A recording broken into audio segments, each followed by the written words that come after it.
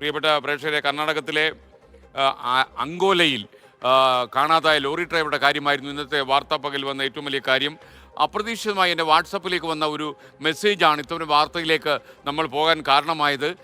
ഒരു ലോറിയുമായി കർണാടകത്തിലേക്ക് പോയ ഒരാൾ മണ്ണിനടിയിൽപ്പെട്ടു എന്ന വാർത്തയായിരുന്നു ആദ്യം വന്നത്. പിന്നീടാണത് കോഴിക്കോട്ടെ അർജുനനാണ് എന്ന് നമുക്ക് മനസ്സിലായത്. എന്തായാലും ഈ മണ്ണിടിച്ചിലുണ്ടായ സ്ഥലത്ത് ഇപ്പോൾ ഊർജിതമായ തെരച്ചിൽ നടത്തുകയാണെന്നാണ് നമുക്ക് മനസ്സിലായത്. അതേസമയം ഈ സ്ഥലത്ത് മുഴുവൻ പ്രതികൂലമായ കാലാവസ്ഥയാണെന്നും അറിയുന്നു. ലോറി പുഴയിലേക്ക് വീണു എന്നായിരുന്നു ആദ്യത്തെ സംശയം. എന്നാൽ അങ്ങനെ വീണിട്ടില്ല എന്ന് ഇപ്പോൾ കൺഫർമേഷൻ കിട്ടിയിട്ടുണ്ട്. മാത്രമല്ല, അത് ഗതാഗത മന്ത്രി കെ.ബി. ഗണേഷ് കുമാർ 24 വഴി സ്ഥിരീകരിക്കുകയും ചെയ്തു. GPS വഴി നടത്തിയ പരിശോധനയിൽ ഈ ലോറി മണ്ണിനടിയിൽപ്പെട്ട് കിടക്കുന്നു. നദിയുടെ നേരെ എതിർഭാഗത്താണ് ഈ ലോറി മണ്ണിൽ പുതഞ്ഞു കിടക്കുന്നത് എന്നാണ് മനസ്സിലാക്കുന്നത്. GPS വർക്ക് ചെയ്യുന്നുണ്ട്. മെറ്റൽ ഡിറ്റക്ടർ വഴിയും പരിശോധന നടക്കുന്നുണ്ട്. മാത്രവുമല്ല, ഒരു സമയത്ത് ലോറിയുടെ എഞ്ചിൻ ഓണായി എന്നും പറയുന്നു. എന്തായാലും ഇദ്ദേഹത്തിന് വേണ്ടി, അർജുനു വേണ്ടി കാത്തിരിക്കുകയാണ് നമ്മുടെ നാട് മുഴുവൻ. ഇന്നത്തെ വാർത്താ പകലിൽ വന്ന ഈ വാർത്തയിലേക്ക്, അതിൻ്റെ വിശദാംശങ്ങളിലേക്ക് കടന്നു ചെല്ലുന്ന ഒരു റിപ്പോർട്ടാണ് ഞാൻ ആദ്യം പ്രേക്ഷകരെ കാണിച്ചിരുന്നത്. നാവികസേനയുടെ 8-അംഗ സംഘവും NDRFുമാണ് തെരച്ചിലിന് നേതൃത്വം നൽകുന്നത്. മെറ്റൽ ഡിറ്റക്ടറും തെരച്ചിലിനായി ഉപയോഗിക്കുന്നുണ്ട്. ലോറിയുടെ GPS ലൊക്കേഷൻ ലഭിച്ച സ്ഥലത്ത് മണ്ണ് കുഴിച്ചാണ് തെരച്ചിൽ നടത്തുന്നത്. കൃത്യമായി GPS സിഗ്നൽ ലഭിച്ചെന്നും ലോറി പുഴയിൽ വീണിട്ടില്ലെന്നും ഗതാഗത മന്ത്രി കെ.ബി. ഗണേഷ് കുമാർ 24നോട് പറഞ്ഞു. ഇവിടുന്ന് വടക്കോട്ട് നോർത്തിലേക്ക് പോകുമ്പോൾ ഇടതുവശമാണ് നദിയുള്ളത്. പക്ഷേ ഈ നദിയുടെ അപ്പുറത്തല്ല, ഇപ്പുറ സൈഡിലാണ് ഇപ്പോൾ ലൊക്കേഷൻ കാണിക്കുന്നത്. നദിയുടെ ഓപ്പോസിറ്റ് സൈഡിലാണ്. അപ്പോൾ ഈ മണ്ണിടിഞ്ഞ് വന്ന് ഇതിന്റെ പുറത്ത് വീണതായിരിക്കാൻ സാധ്യതയുണ്ട്. അവിടെ ഇപ്പം ലൊക്കേഷൻ അയച്ചു കൊടുത്തു. കളക്ടർ, ജില്ലാ കളക്ടറോട് ഞാൻ ഇപ്പൊ സംസാരിച്ചു. മാഡം പറഞ്ഞത് ഇപ്പൊ തന്നെ അവിടെ പരിശോധന തുടങ്ങിയിട്ടുണ്ട്. അവിടെ കുഴിച്ച് പരിശോധിക്കാൻ പോകുന്നു. അതുകൂടാതെ 20 മീറ്റർ താഴ്ചയുള്ള മെറ്റൽ ഡിറ്റക്ട് ചെയ്യുന്ന ഒരു മെഷീൻ കൊണ്ടുവന്നിട്ടുണ്ട്. അത് വെച്ചിട്ട് കണ്ടുപിടിക്കാൻ പറ്റുമെന്നാണ് പ്രതീക്ഷിക്കുന്നത്. ലോറിയുടെ GPS-ഉം അർജുന്റെ ഫോൺ ലൊക്കേഷനും പുഴയ്ക്ക് സമീപമല്ലെന്ന് സ്ഥിരീകരിച്ചതോടെയാണ് രക്ഷാപ്രവർത്തനം ഊർജിതമാക്കിയത്. എന്നാൽ കനത്ത മഴയും വീണ്ടും മണ്ണിടിച്ചിലുണ്ടാകാനുള്ള സാധ്യതയും തെരച്ചിലിനെ ബാധിക്കുന്നുണ്ട്. തെരച്ചിലിനായി കൂടുതൽ വിദഗ്ധ സംഘത്തെ സ്ഥലത്ത് നിയോഗിച്ചുവെന്ന് ഉത്തരകന്നഡ ഡെപ്യൂട്ടി കമ്മീഷണർ ലക്ഷ്മിപ്രിയ 24നോട് പറഞ്ഞു. Metal detectors also. We are trying. We still not got. We're still trying. We cannot put more teams because this land is unstable. The present team, we will slowly work. Kerala സർക്കാരിന്റെയും കോൺഗ്രസ് നേതാക്കളുടെയും സമ്മർദ്ദത്തെ തുടർന്നാണ് നേരത്തെ മന്ദഗതിയിലായിരുന്ന രക്ഷാപ്രവർത്തനം വീണ്ടും ഊർജ്ജസ്വലമായത്. 24 ബംഗളൂരു. പ്രിയപ്പെട്ട പ്രേക്ഷകർക്ക് അറിയുന്ന പോലെ കർണാടകത്തിലെ അങ്കോലയിൽ ഇപ്പോൾ തിരക്കിട്ട അന്വേഷണം നടക്കുകയാണ്. തെരച്ചിൽ പൂർവാധികം ശക്തിയായി ഇപ്പോൾ നടത്തുന്നുണ്ട്. വരുന്ന മണിക്കൂറുകളിൽ എന്തെങ്കിലും വിവരം നമുക്ക് ലഭിക്കാൻ കഴിയുമെന്ന പ്രതീക്ഷയാണ് ഇപ്പോഴുള്ളത്. മണ്ണുമാന്തി യന്ത്രങ്ങൾ ഉപയോഗിച്ചുള്ള തെരച്ചിലും ആരംഭിച്ചു കഴിഞ്ഞുവെന്ന് അവിടെ നിന്നുള്ള വാർത്തയിൽ പറയുന്നു. നമ്മുടെ 24 ഒരു വാർത്താ സംഘം ഈ എക്സാക്ട് സ്ഥലമെന്ന് പറയുന്നത് ഷിരൂരിലേക്ക് യാത്ര തിരിച്ചിട്ടുണ്ട്. അതിൻ്റെ മേധാവി അരുൺ പൂപ്പറമ്പയാണ്. അരുൺ വളരെ സമീപത്ത് എത്തിക്കഴിഞ്ഞു എന്നാണ് ഞാൻ മനസ്സിലാക്കുന്നത്. അരുൺ, ടെലിഫോണിൽ താങ്കൾ ഉണ്ടെങ്കിൽ താങ്കൾ എന്നോട് പറയൂ, ഇപ്പോൾ ഏറ്റവും ലേറ്റസ്റ്റായി ഷിരൂരിൽ നിന്ന് നമുക്ക് ലഭിക്കുന്ന വിവരം എന്തൊക്കെയാണ്? ഇപ്പോൾ നമുക്ക് ഒടുവിലായി ലഭിക്കുന്ന വിവരം അനുസരിച്ച് അതായത് ഈ GPS ലൊക്കേഷൻ, അതായത് ഈ അർജുന്റെ ലോറിയുടെ GPS ലൊക്കേഷൻ ലഭിച്ച ആ പോയിന്റിലെ മണ്ണ് കുഴിച്ചെടുത്ത് നീക്കം ചെയ്താൽ മാത്രമേ ഇതിനടിയിൽ ലോറി ഉണ്ടോ എന്ന് സ്ഥിരീകരിക്കാൻ സാധിക്കുകയുള്ളൂ. എന്നാൽ ഈ പ്രതികൂലമായിട്ടുള്ള ഈ കാലാവസ്ഥ അതിന് പലപ്പോഴും തടസ്സം നിൽക്കുന്നുണ്ട്. നിലവിൽ ഈ രക്ഷാപ്രവർത്തകർ ഈ മറ്റ് തൊഴിലാളികളുടെയും മറ്റ് എല്ലാ സാധ്യതകളും ഉപയോഗിച്ച് അവർ ഇപ്പോൾ ചെയ്യുന്നത് ഈ വലിയൊരു മൺകൂനയുടെ 2 വശങ്ങളിൽ നിന്നും ഈ മണ്ണ് പൂർണ്ണമായും നീക്കം ചെയ്യുന്ന ഒരു പരിശ്രമമാണ് ഇപ്പോൾ നടത്തിക്കൊണ്ടിരിക്കുന്നത്. അതിനായി JCBകളും ലോറികളും തൊഴിലാളികളും എല്ലാം ഉപയോഗിച്ചിട്ടുണ്ട്. നിലവിൽ നേവിയും NDRF സംഘവും അവിടെ കേന്ദ്രീകരിച്ച് ഈ രക്ഷാപ്രവർത്തനം ഏകോപിപ്പിക്കുന്നുണ്ട്.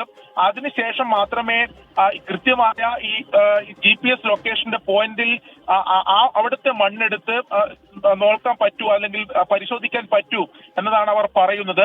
ഇപ്പോൾ നിലവിൽ 2 വശങ്ങളിൽ നിന്നായി മണ്ണ് നീക്കം ചെയ്ത് മണിക്കൂറുകളായി നീക്കം ചെയ്തുകൊണ്ടിരിക്കുകയാണ്. ഒരു മണ്ണ് എന്നതിനപ്പുറത്തേക്ക് ഒരു വലിയ കുന്ന് തന്നെയാണ് ഇടിഞ്ഞു വീണത് എന്ന് നമുക്ക് ദൃശ്യങ്ങളിൽ വ്യക്തമാവുന്നുണ്ട്. അത് മാത്രമല്ല, ഇതിന് മുകളിൽ നിന്ന് വീണ്ടും ഈ മഴ ശക്തിപ്പെടുമ്പോൾ വെള്ളം താഴോട്ട് വീഴുന്ന സാഹചര്യമുണ്ട്. അതോടൊപ്പം ചെറിയ തോതിൽ മണ്ണും ഇടിഞ്ഞ് ഇതിന് മുകളിലേക്ക് വീഴുന്ന സാഹചര്യമുണ്ട്. അതുകൊണ്ട് തന്നെ വളരെ ജാഗ്രതയോടെയാണ്, വളരെ സൂക്ഷ്മമായാണ് ഈ രക്ഷാപ്രവർത്തകർ ഈ ദൗത്യം നടത്തിക്കൊണ്ടിരിക്കുന്നത്. വീണ്ടും ഒരു മണ്ണിടിച്ചിൽ ഉണ്ടായാൽ അത് വലിയ പ്രതിസന്ധി രക്ഷാപ്രവർത്തനത്തിൽ ഉണ്ടാകുമെന്ന് അവർക്ക് ബോധ്യമുണ്ട്. ആ സ്ഥലത്തിന്റെ ഒരു ഭൂപ്രകൃതി അനുസരിച്ച് അതിനുള്ള സാധ്യത തള്ളിക്കളയാൻ കഴിയില്ല. അതൊരു കൊങ്കൺ ടെറൈന്റെ ഒക്കെ ഒരു പ്രദേശമാണ്. അതിൽ ഈ മണ്ണ് വ്യാപകമായി ഇടിച്ചാണ് ഈ ദേശീയപാതയുടെ നിർമ്മാണം നടത്തിയത്. അതുകൊണ്ട് തന്നെ അവിടുത്തെ പ്രതലത്തിന് അത്രത്തോളം ബലമില്ല.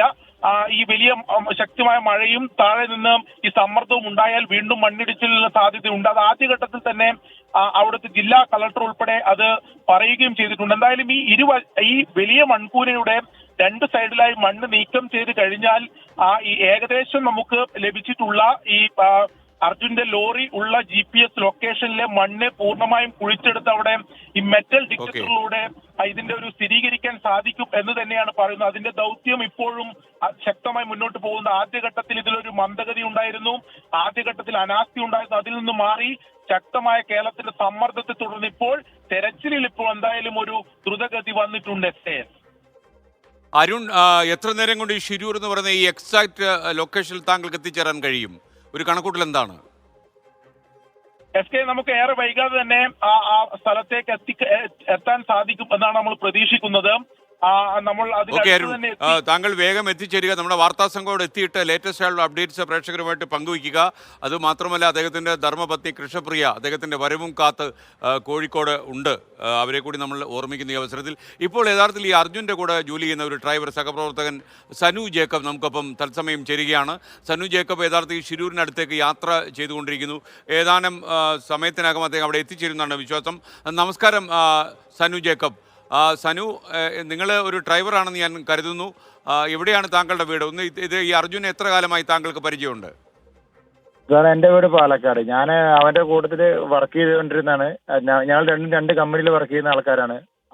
അവൻ വർക്ക് ചെയ്യുന്നത് വേറെ കമ്പനിയിൽ, ഞാൻ വർക്ക് ചെയ്യുന്നത് വേറെ കമ്പനിയിൽ. ഞങ്ങൾ രണ്ടുപേരും കഴിഞ്ഞ ദിവസം കണ്ടേ ഉള്ളൂ. ഏറ്റവും അവസാനം നിങ്ങൾ കഴിഞ്ഞ ദിവസം കണ്ടിരുന്നു അല്ലേ? ഈ തിങ്കളാഴ്ചയാണല്ലോ ഈ സനു ഈ അർജുൻ ലോറിയുമായിട്ട് ഈ കർണാടകത്തിലേക്ക് പോയത്. അപ്പോൾ ഈ കർണാടകത്തിൽ പോകുന്നതിന് മുമ്പ് എപ്പോഴെങ്കിലും താങ്കൾക്ക് ഇതേപോലെ സംസാരിക്കാൻ കഴിഞ്ഞോ അർജുനുമായി? ഒരു രണ്ടാഴ്ച മുമ്പ് സംസാരിച്ചു അല്ലേ? അപ്പോൾ ഈ കർണാടകത്തിലേക്ക് പോകുന്ന കാര്യം പലതും പറഞ്ഞിരുന്നു. ഓക്കെ. യഥാർത്ഥത്തിൽ താങ്കൾ ഇപ്പം ഞാൻ മനസ്സിലാക്കുന്ന ഈ സ്ഥലത്തേക്ക് താങ്കൾ പോയിക്കൊണ്ടിരിക്കുകയാണെന്നാണ്. അപ്പോൾ എന്താ താങ്കളുടെ ഐഡിയ അവിടെ പോയിട്ട്? എനിക്ക് അങ്ങോട്ട് ഞാൻ അവിടെ എൻ്റെ വണ്ടിക്ക് ലോഡ് കയറ്റുന്ന അങ്ങോട്ടാണ് പോകുന്നത്. ഞാൻ അപ്പോൾ അങ്ങോട്ട് പോകുന്ന അവിടുന്ന് വിളിക്കുന്നത്. ഇപ്പൊ ആ ഭാഗത്ത് അങ്ങനത്തെ പ്രശ്നം ആയതുകൊണ്ട് അങ്ങോട്ട് എങ്ങനെ എത്തിച്ചേരുന്ന എനിക്ക് അറിയാൻ പറ്റുന്നില്ല. അവിടെ ഗതാഗതം തടസ്സപ്പെട്ട് കിടക്കല്ലേ ഇപ്പോ?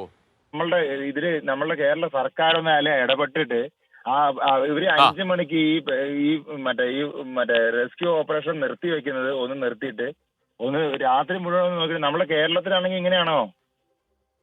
തീർച്ചയായിട്ടും അല്ല. ഇതിനകത്ത് ഇപ്പൊ സർക്കാരിന്റെ ഒരു ഇടപെടൽ ഉണ്ടായിട്ടുണ്ട് സനു ജേക്കബ്. ചീഫ് സെക്രട്ടറിയെ പ്രത്യേകിച്ച് അദ്ദേഹം സംസ്ഥാന മുഖ്യമന്ത്രി ഏർപ്പെടുത്തിയിട്ടുണ്ട്. അതുപോലെ KB ഗണേഷ് കുമാർ ഇടപെട്ടിട്ടുണ്ട്. അതുപോലെ കേന്ദ്ര പെട്രോളിയം ആൻഡ് ടൂറിസം സഹമന്ത്രി സുരേഷ് ഗോപിയുടെ ഇടപെടലുണ്ട്. അപ്പോൾ ഇടപെടലുകളുണ്ട് തീർച്ചയായിട്ടും. നമ്മൾ നേരായ വണ്ണം കാര്യങ്ങൾ നോക്കുന്നുണ്ട്. ഇപ്പോൾ ഓൺ ആവണമെന്നുണ്ടെങ്കിൽ ആ വണ്ടിയിൽ ഒരാളുടെ ജീവനില്ലാതെ ഒരു AC ഓൺ ആവൂലല്ല, വണ്ടി ഇല്ലാത്ത AC. അതാണ് ജീവനുണ്ട്. എത്രയും പെട്ടെന്ന് നമ്മൾ ഈ വർത്താനം പറയുന്നതിനേക്കാളും ഏറ്റവും എളുപ്പം എന്ന് പറയുക, അത് ഏറ്റവും എളുപ്പം അവന് എത്രയും പെട്ടെന്ന് ആ മണ്ണ് നീക്കിയിട്ട് ആ വണ്ടി ഒന്ന് കണ്ടുപിടിച്ചു കഴിഞ്ഞാൽ അവന് ജീവനുണ്ട് ഇപ്പോഴും. അതാ ഞാൻ വിശ്വസിക്കുന്നത്. ഓക്കെ. അങ്ങനെ തന്നെ വിശ്വസിക്കാനാണ് നമുക്ക് ഇഷ്ടം. അദ്ദേഹം വേഗം തിരിച്ചു വരട്ടെ എന്നുകൂടി നമ്മൾ പറയുന്നു. Thank you Sanu Jacob for joining with this show. താങ്കൾ യാത്ര തുറന്നോളൂ. എന്തായാലും സൂക്ഷിച്ച് യാത്ര ചെയ്യുക. അവിടെ ഗതാഗത തടസ്സം ഉണ്ടെന്നാണ് നമ്മൾ മനസ്സിലാക്കുന്നത്. ഇന്ന് യഥാർത്ഥത്തിൽ ഈ വാർത്ത നമ്മൾ വഴിയാണ് KB ഗണേഷ് കുമാർ കൂടുതൽ ഇടപെടാൻ കാരണമായതെന്നാണ് ഞാൻ മനസ്സിലാക്കുന്നത്. അർജുൻ്റെ ഭാര്യ കൃഷ്ണപ്രിയ ഇന്ന് രാവിലെ മോർണിംഗ് ഷോയിൽ വെച്ച് തന്നെ ഗതാഗത വകുപ്പ് മന്ത്രി KB ഗണേഷ് കുമാറുമായി സംസാരിക്കുകയുണ്ടായി. എല്ലാ സഹായങ്ങളും ചെയ്യാമെന്ന് ഗണേഷ് കുമാർ ഉറപ്പ് നൽകുകയും വളരെ പെട്ടെന്ന് തന്നെ അദ്ദേഹം ഈ കാര്യത്തിൽ സത്വരം ഇടപെടുകയും ചെയ്തു. ഞങ്ങൾക്ക് സന്തോഷമുണ്ട്. Thank you KB Ganesh Kumar. അതേപോലെ ഉച്ച കഴിഞ്ഞപ്പോഴാണ് കേന്ദ്ര പെട്രോളിയം ആൻഡ് ടൂറിസം സഹമന്ത്രി സുരേഷ് ഗോപി എന്നെ ഫോണിൽ വിളിച്ചു. അദ്ദേഹം പറഞ്ഞു 2 സംസ്ഥാനങ്ങൾ തമ്മിൽ നിലനിൽക്കുന്ന നിലനിൽക്കുന്ന നല്ല ബന്ധം അപകടത്തിലാക്കുന്നതിൽ വികാരപരമായി നമ്മൾ പ്രതികരിക്കാൻ പാടില്ല എന്ന് അദ്ദേഹം ആവശ്യപ്പെടുകയുണ്ടായി. മാത്രമല്ല കാര്യക്ഷമമായി അവിടെ ഈ മണ്ണിടിച്ചിൽ നടന്ന സ്ഥലത്ത് തെരച്ചിൽ നടക്കുന്നുണ്ട്. അർജുനെ കണ്ടെത്താനുള്ള എല്ലാ കാര്യങ്ങളും നടക്കുന്നുണ്ട്.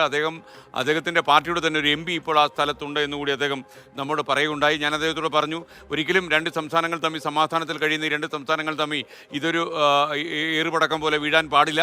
അതുകൊണ്ട് തന്നെ സമാധാനത്തോട് മുന്നോട്ട് പോകാൻ എല്ലാ വാർത്താ ചാനലുകളും പ്രയത്നിക്കും എന്ന് ഞാൻ എല്ലാ ചാനലുകാർക്കും വേണ്ടിയാണ് ഞാൻ പറഞ്ഞത്. എന്തായാലും നമ്മുടെ ചാനലിൽ ആ നിയന്ത്രണം നമ്മൾ ഏർപ്പെടുത്തിയിട്ടുണ്ട്. വികാരവിക്ഷോഭമല്ല ഈ അവസരത്തിൽ ആവശ്യം, അർജുൻ്റെ ജീവൻ രക്ഷപ്പെടുത്തുക എന്നുള്ളതാണ്. അതുകൊണ്ട് തന്നെ നമ്മുടെ ഈ സനു ജേക്കബ് അഭിപ്രായപ്പെട്ടതുപോലെ ഈ തെരച്ചിൽ നിർത്തിവെക്കാതെ രാത്രി മുഴുവൻ തെരഞ്ഞായാലും ശരി എത്രയും പെട്ടെന്ന് ഇദ്ദേഹത്തിനെ കണ്ടെത്തണം, ഈ ലോറി കണ്ടെത്തണം. കാര്യം മണ്ണിനടിയിൽ ഈ ലോറി കണ്ടെത്തണമെന്ന് മാത്രമല്ല, ഈ ലോറി GPS പ്രകാരം ഈ കിടക്കുന്ന സ്ഥലം ഇപ്പോൾ തന്നെ ലൊക്കേറ്റ് ചെയ്യാൻ കഴിഞ്ഞിട്ടുണ്ട്. ആ സ്ഥലത്ത് തന്നെയാണ് ലോറി ഉള്ളതെന്നാണ് ഈ നേവി നടത്തിയ തെരച്ചിൽ മനസ്സിലായതെന്നാണ് നമ്മൾ മനസ്സിലാക്കുന്നത്. അപ്പോൾ എത്രയും പെട്ടെന്ന് ഈ ലോറി കണ്ടെത്താൻ കഴിയുകയാണെങ്കിൽ ഇദ്ദേഹത്തിനെ നമുക്ക് രക്ഷിച്ചെടുക്കാൻ കഴിയും എന്നാണ് നമ്മുടെ വിശ്വാസം. കാരണം ഈ ഇടയ്ക്ക് ഈ ലോറിയുടെ എൻജിൻ ഓഫായിരുന്നു, ഇപ്പോൾ എൻജിൻ വീണ്ടും ഓഫായി. ഇടയ്ക്ക് ഇദ്ദേഹത്തിൻ്റെ മൊബൈൽ ഫോൺ ശബ്ദിച്ചിരുന്നു, പിന്നീട് അത് ഓഫായി. അങ്ങനെ ആരോ ഒരാളിൻ്റെ സാന്നിധ്യം അവിടെ ഉണ്ടെന്ന് ഉറപ്പുവരുത്തുന്ന രീതിയിലാണ് കാര്യങ്ങളുടെ പോക്ക്. അപ്പോൾ അർജുൻ ജീവനോടെ ഉണ്ട് എന്ന് നമുക്ക് വിശ്വസിക്കാം. എത്രയും വേഗം തിരച്ചിൽ പൂർത്തിയാകട്ടെ. എന്തായാലും വളരെ വളരെ ആകാംക്ഷയോടെയും ഉത്കണ്ഠയോടെയും കാത്തിരിക്കുകയാണ് അദ്ദേഹത്തിൻ്റെ കുടുംബം. അർജുനൊരു കുഞ്ഞുമുണ്ട്. നമ്മുടെ വാർത്താ സംഘം അവിടെ ഉണ്ടായിരുന്നു ഇന്ന് പകൽ മുഴുവനും. അതുപോലെ VD സതീശൻ ഇന്ന് കർണാടകത്തിലെ ഡെപ്യൂട്ടി മുഖ്യമന്ത്രി ആയിട്ട് അദ്ദേഹം സംസാരിച്ചു. DK ശിവകുമാറുമായി ബന്ധപ്പെട്ടിട്ട് സത്വരം ഇതിൽ ഇടപെടിക്കാനുള്ള ശ്രമം നടന്നു. അതുപോലെ മുഖ്യമന്ത്രി പിണറായി വിജയൻ ചീഫ് സെക്രട്ടറിയോട് ഇതിന് എല്ലാ പ്രവർത്തനങ്ങൾക്കും നേതൃത്വം നൽകാനും ആവശ്യപ്പെട്ടിട്ടുണ്ട്. അപ്പോൾ ഷെഫീദ് റാവുത്തർ കൂടുതൽ വിവരങ്ങളുമായി തിരുവനന്തപുരത്ത് നിന്ന് തത്സമയം ചേരുന്നു. ഷെഫീദ്, ഏറ്റവും ലേറ്റസ്റ്റ് ആയിട്ടുള്ള അപ്ഡേറ്റ്സ് എന്താണ് ഈ കാര്യത്തിൽ? നമുക്ക് ഒരു കാര്യം ചെയ്യാം, ഇന്ന് നടന്ന പ്രവർത്തനങ്ങൾ എന്തൊക്കെയാണെന്ന് പ്രേക്ഷകർക്ക് പരിചയപ്പെടുന്ന ഒരു റിപ്പോർട്ടിലേക്ക് കൂടി ഞാൻ പോകുന്നു. അത് കഴിഞ്ഞ് നമുക്ക് ഷെഫീദ് റാവുത്തറുമായി ബന്ധപ്പെടാം. ആദ്യം ആ റിപ്പോർട്ട്. വിവരമറിഞ്ഞതു മുതൽ അർജുനെ കണ്ടെത്താൻ തിരക്കിട്ട നീക്കമാണ് സംസ്ഥാന സർക്കാർ നടത്തിയത്. പ്രതികൂല കാലാവസ്ഥയിലും രക്ഷാപ്രവർത്തനം ഊർജിതമാക്കണമെന്ന് മുഖ്യമന്ത്രി പിണറായി വിജയൻ കർണാടക സർക്കാരിനോട് ആവശ്യപ്പെട്ടു. സംഭവത്തിൽ അടിയന്തര ഇടപെടലിന് മുഖ്യമന്ത്രി ചീഫ് സെക്രട്ടറി ഡോക്ടർ V വേണുവിന് നിർദ്ദേശം നൽകിയിട്ടുണ്ട്. ദൗത്യം ഏകോപിപ്പിക്കാൻ കോഴിക്കോട് കളക്ടറെ ചുമതലപ്പെടുത്തിയതായി മന്ത്രി PA മുഹമ്മദ് റിയാസും അറിയിച്ചു. രക്ഷാപ്രവർത്തനത്തിനായി മുഖ്യമന്ത്രിയുടെ ഓഫീസും റവന്യൂ വകുപ്പും ഇടപെടുന്നുണ്ടെന്ന് റവന്യൂ മന്ത്രി K രാജൻ. ഉടനടി സ്റ്റേറ്റ് എമർജൻസി ഓപ്പറേഷൻ സെന്ററിൽ നിന്നും അതിൻ്റെ ഭാഗമായിട്ടുള്ള STMAയിൽ നിന്നും ഞങ്ങളുടെയും മുഖ്യമന്ത്രിയുടെ ഓഫീസിൽ നിന്നും കർണാടക ഗവൺമെന്റിന് അടിയന്തരമായിട്ടുള്ള സന്ദേശം പോയിട്ടുണ്ട്. മോട്ടോർ വാഹന വകുപ്പിലെ 2 ഉദ്യോഗസ്ഥരെ അങ്കോലയിലേക്ക് അയച്ചെന്നും ആവശ്യമായ ഇടപെടൽ നടത്താൻ കാസർഗോഡ് ജില്ലാ കളക്ടർക്ക് നിർദ്ദേശം നൽകിയെന്നും ഗതാഗത മന്ത്രി KB ഗണേഷ് കുമാർ പറഞ്ഞു. ഞാൻ അവിടുത്തെ ഡിസ്ട്രിക്ട് കളക്ടറായിട്ട് സംസാരിച്ചപ്പോൾ അവർ പറയുന്നത് നല്ല രീതിയിൽ അവർ പ്രവർത്തിക്കുന്നുണ്ട്. പക്ഷേ മഴ ഇപ്പോഴും വലിയ കാലാവസ്ഥ വളരെ മോശമാണ്. എത്രയും പെട്ടെന്ന് ക്ലിയർ ചെയ്യാന്ന് പറയുന്നുണ്ട്. നമ്മൾ പറഞ്ഞപ്പോഴാണ് മലയാളി ഉണ്ടെന്നും ഇങ്ങനെ ഒരു ലോറി ഉണ്ടെന്നും ഒക്കെ അവർ അറിയുന്നത്. അവർക്ക് ഇൻഫർമേഷൻ നമ്മൾ വന്നില്ല. കർണാടക മുഖ്യമന്ത്രിയോട് നേരിട്ട് സഹായം അഭ്യർത്ഥിച്ചെന്ന് KC വേണുഗോപാൽ. ഈ വിഷയം അറിഞ്ഞപ്പോൾ തന്നെ കർണാടക മുഖ്യമന്ത്രിയുടെ ശ്രദ്ധയിൽ ഈ വിഷയം പെടുത്തുകയും മുഖ്യമന്ത്രിയുടെ ഓഫീസ് ഇത് സംബന്ധിച്ച് ലോ ആൻഡ് ഓർഡർ DGPയുമായി നിർദ്ദേശം കൊടുക്കുകയും ചെയ്തിട്ടുണ്ട്. രക്ഷാപ്രവർത്തനത്തിനായി കർണാടക ഉപമുഖ്യമന്ത്രി DK ശിവകുമാറിനെ വിളിച്ച് ഇടപെടൽ ആവശ്യപ്പെട്ടതായി പ്രതിപക്ഷ നേതാവ് VD സതീശനും പറഞ്ഞു. കർണാടകയിൽ നിന്നുള്ള വിവരങ്ങൾ മുഖ്യമന്ത്രിയുടെ ഓഫീസ് ശേഖരിക്കുന്നുണ്ട്. 24 തിരുവനന്തപുരം. ഷെഫീദ് റാവുത്തറാണ് ഈ റിപ്പോർട്ട് തയ്യാറാക്കി.